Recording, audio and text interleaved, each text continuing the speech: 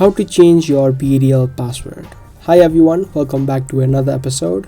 So if you're wanting to change your password on BeReal, let me tell you that there is no option to change or add in a password on your BeReal account. The only thing that is important in BeReal is your phone number. If you have your phone number, then you will be easily logged into your account. You don't need to even remember your username. BeReal remembers it all, and then you simply type in your phone number and you will be logged in. So as you can see, the first time you open up BeReal, it's gonna ask your username or your name. If you don't remember it correctly, you don't need to type it in also. You can type in whatever, type on continue, type in your date of birth, and as I just said, the most important thing is your phone number. Type it in correctly and then you can tap on continue. Now once you do that, a code will be sent to the mobile number.